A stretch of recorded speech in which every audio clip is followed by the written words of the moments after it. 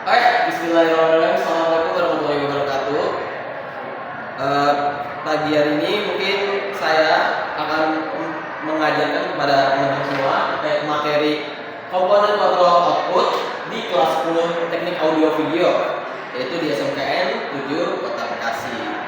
Selanjutnya di sini saya akan kasih biji dulu lah ya buat teman-teman mungkin. Apakah kalian mengetahui apa itu komponen output? Nah, karena kita baru pertama kali mengajar, jadi kita ambang-ambang saja ya, kayak awal-awal dulu. Sebelum ke materinya terlebih dahulu, di sini saya ada tujuan pembelajaran, yang dimana tujuan pertama itu mengetahui apa saja komponen output dan cara kerjanya. Lalu yang kedua, mengetahui bagaimana penerapan komponen kontrol output pada Arduino. Selanjutnya di sini teman-teman bisa dilihat untuk materi yang bakal saya paparkan itu ada di PPT saya. Dan selanjutnya untuk penerapan dalam materi yang saya punya ini ada pada papan trainer Arduino yang bakal teman-teman gunakan nanti buat praktiknya ya. Selanjutnya mungkin ada pengertian dulu nih. Yang pertama itu adalah output. Pengertian output adalah hasil atau respon dari suatu proses baik berupa jasa, barang maupun informasi. Ini output secara general atau penjelasan secara umum ya. Selanjutnya mungkin kalau dari control output adalah proses memberikan perintah dari microcontroller ke komponen output untuk menghasilkan suatu aksi atau sinyal sesuai dengan program yang telah dibuat. Jadi control output adalah sebagai eksekusi terakhir yang dimana nanti teman-teman ketika membuat suatu program itu kan ada namanya input, proses, dan output. Nanti outputnya itu hasil penyelesaiannya dari semua proses tersebut, yaitu dari proses si Arduino-nya. Selanjutnya di sini ada contoh-contoh komponen output. Nah, komponen output itu biasanya ada beberapa contoh. Di sini ada 1, 2, 3, 4, 5, 6 komponen output yang dimana dari perubahan energi listrik bisa diubah menjadi energi kinetik seperti DC motor, servo, dan stepper motor. Lalu ada juga energi listrik diubah menjadi energi cahaya teman-teman yang bisa dilihat seperti 7 segment display LED.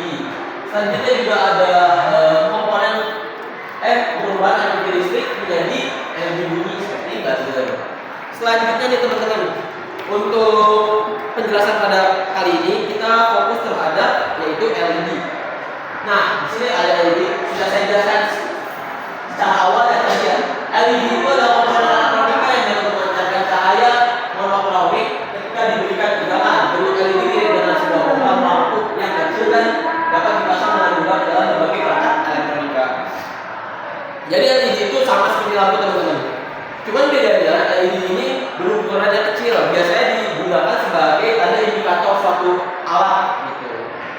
Selanjutnya mungkin di sini ada penjelasan terkait active high dan active low untuk LED sendiri. Active low dan active high ini biasanya digunakan untuk pengontrolan pada microcontrollernya yaitu Arduino. Active low adalah rangkaian LED yang akan menyala jika diberikan logika sinyal 0 dan akan mati jika diberikan logika 1. Sedangkan active high rangkaian LED yang akan menyala jika diberikan logika 1 dan akan mati jika diberikan logika 0. Active high ini yang biasa kita gunakan pada umumnya, yang dimana kalau buat nyala itu pakai high atau 1. Sedangkan active low itu kembaliannya umum. Dari sini sudah sampai active high dan active low. Mungkin ada terkait penggunaan di konfigurasi pada pin Arduino-nya. Yang pertama itu kita biasanya gunakan dari pin mode-nya atau penginisialisasiannya. Nah, pin mode ini biasanya digunakan untuk menginisialisasi di point setup atau eksekusi pertama. Pin mode, jadi terus di sini contohnya di sini pin ini buat nilainya, mode itu untuk output ataupun inputnya. Sini contohnya misalnya 7, output yang berarti menjadikan pin 7 Arduino sebagai output.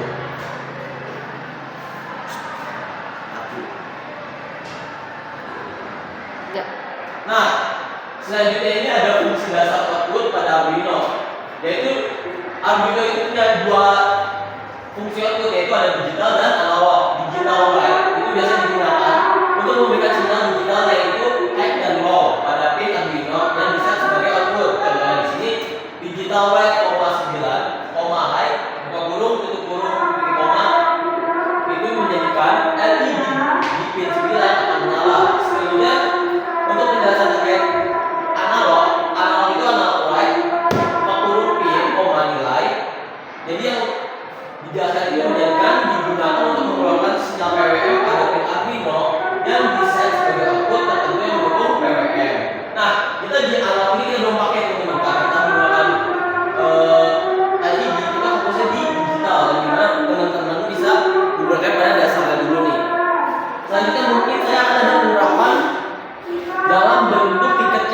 Tinkercad itu adalah sebuah website yang dimana buat teman-teman menggunakan simulasi terlebih dahulu sebelum teman-teman gunakan pada pin trainer Arduino-nya, sehingga nanti teman-teman sendiri bisa tahu nih, misalnya kalau ada yang salah itu kelihatan dulu di sini, menghindari yang namanya korsleting atau short, karena di elektronika sendiri itu rentan sekali terjadinya short ataupun rusak pada komponen, karena komponennya sendiri itu komponen yang sangat sensitif.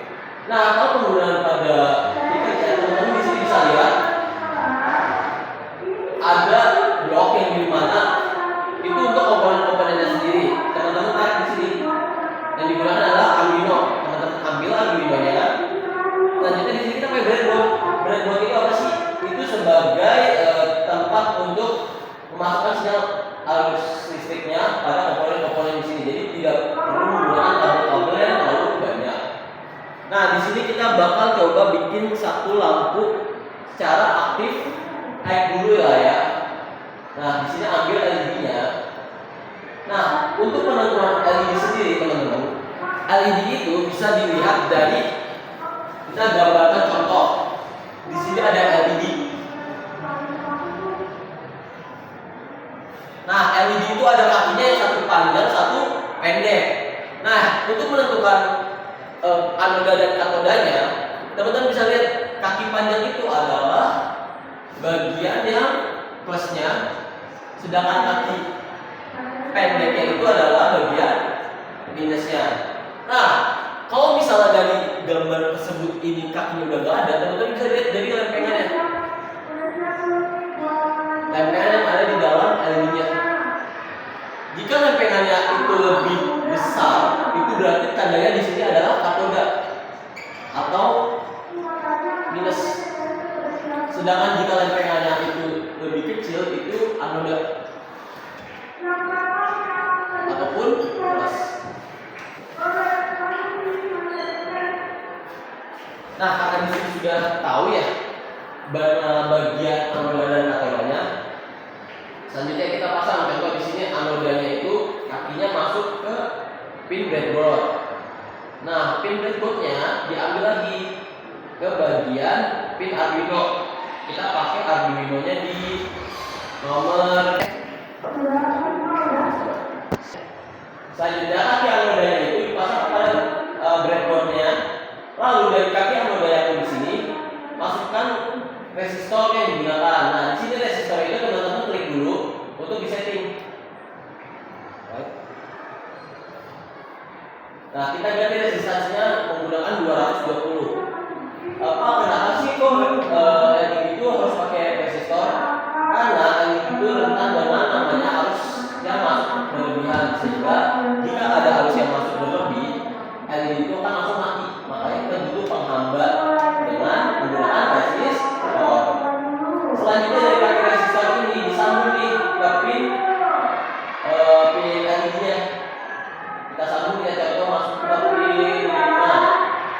Nah, selanjutnya dari kaki katoda ini dimasukkan ke kaki bagian grounding. Maaf ya kurang rapi ya. Nanti teman-teman bisa rapikan di pangkal Arduino yang teman-teman gunakan masing-masing. Selanjutnya di sini kita masukin kodenya. Kita ganti blocksnya menjadi teks. Continue. Nah, dalam pemrograman itu ada 3 tahapan, yaitu pertama ada header, kedua ada void setup, ketiga ada void loop. Nah, di header ini itu kita isi contoh di sini in, kita namakan dengan LI1 sama dengan 5, yang dimana LI1 itu akan menginisiasi pin. Selanjutnya pada void setup, teman-teman isi dengan pin mode, yang dimana nanti dia bakal Arduino ini bekerja nih kayak menginisialisasi dari si 5 ini menjadi sebuah output. LED yang kita ganti jadi namanya tadi yang di awal LED 1 terus koma output, karena agar si otak si Arduino ini tahu nih kayak LED 1 itu bakal menjadi output.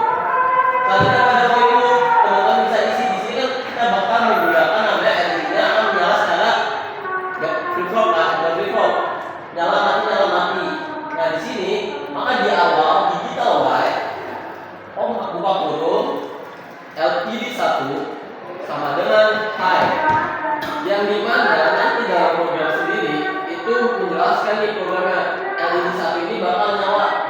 Selanjutnya untuk kita kasih delay di sini, fungsinya delay itu untuk pembedaan sebelum namanya bakal kita buat matikan lagi. Nah di sini kita kasih delay sama dengan 1000. Kenapa 1000? 1000 dalam Arduino itu menjelaskan jadi 1 detik. Dan di bawah delay diisi lagi digital light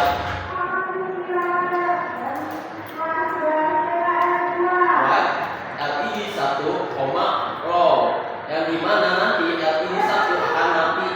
Lalu kita beri lagi delay 1000. Nah, kenapa cukup segini aja? Karena nanti programnya akan mengulang ke atas lagi ketika sudah sampai delay sini. Nanti habis itu kita coba start simulation. Nah, lampu akan menyala nanti secara gantian. Nah, setelah itu teman-teman saya akan berikan tugas yang dimana teman-teman membuat dua lampu LED menyala secara bergantian. Yang dimana satu LED itu menggunakan active high, lalu yang satu LED itu menggunakan active low. Oh ya, gimana tugasnya, sudah selesai semua? Nah, karena kita sudah hampir selesai ya waktunya, mungkin saya ada evaluasi beberapa. Untuk teman-teman sendiri ada beberapa yang belum bisa mengerjakan secara maksimal, sehingga nanti saya akan berikan tugas mengenai menganalisis terkait program yang mana yang salah. Nah, selanjutnya di sini ada kesimpulan nih teman-teman.